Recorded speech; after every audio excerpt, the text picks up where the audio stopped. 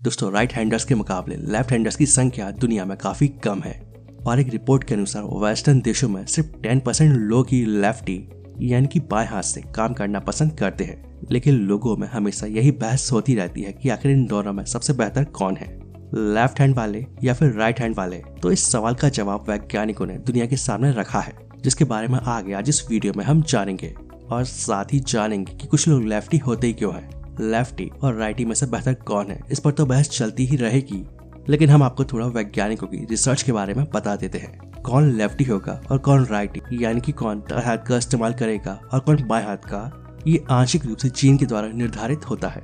Journal of international bureau psychology में छपी एक स्टडी के अनुसार लेफ्टी लोगों के ब्रेन का दाहिना हिस्सा और बायां हिस्सा साथ मिलकर बेहतर तरीके से काम करता है और दोनों हिस्से भाषा के काम करने की प्रोसेस को चलाने का काम करते हैं। लेकिन अभी तक ये साबित नहीं हो पाया है कि क्या लेफ्ट हैंडर राइट हैंडर्स के मुकाबले ज्यादा तेजी से या फिर बेहतर तरीके से काम करने में सफल होते हैं। दोस्तों की स्टडी के अनुसार बाएं हाथ के स्टूडेंट स्कूल में ज्यादा संघर्ष करते हैं और उनमें attention deficit hyper activity disorder के लक्षण पाए जाते हैं। और एक अमेरिकी जर्नल के अनुसार लेफ्ट हैंडर्स कुछ मामलों में ज्यादा बेहतर होते हैं। दरअसल लेफ्ट हैंडर के दिमाग का दाहिना हिस्सा शरीर के बाएं हिस्से की मांसपेशी को कंट्रोल करता है और इसकी वजह से ऐसे लोगों में संगीत और इस तरह की तमाम क्षमताओं को बढ़ाता है। और यही कारण है कि दाएं हाथ वाले अक्सर क्रिएटिव प्रोफेशन का हिस्सा होते हैं। अब साइंस वाले ही लेफ्ट हैंडर्स को राइट हैंडर्स के मुकाबले बेहतर माने, लेकिन साहित्य ऐसा नहीं करता और कहा जाता है कि मध्य युग में दानवों को लेफ्टी माना जाता था। दोस्तों जापान, चीन और अन्य एशियाई देशों में लेफ्ट हैंडर्स की संख्या पश्चिमी देशों के मुकाबले बहुत कम है।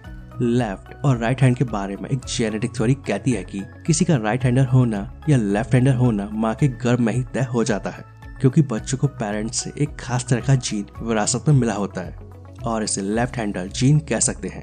हालांकि इस जीन के पीछे का क्या कारण है, ये कैसे मिलता है या डेवलप होता है, इस पर अभी रिसर्च जारी है। लेकिन जीन की वजह से ही बच्चे लेफ्ट और राइट हैंड वाले हो जाते हैं।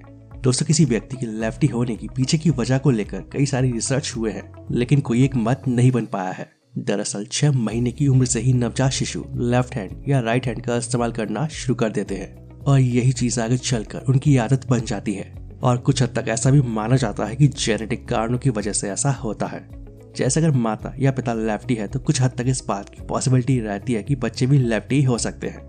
वैसे आपको बता दें कि वर्ल्ड में सिर्फ 10% लोग ही लेफ्टी हैं और ठंड के समय नवंबर से जनवरी के बीच जन्म लेने वाले बच्चे के लेफ्टी होने की संभावना सबसे ज्यादा रहती है।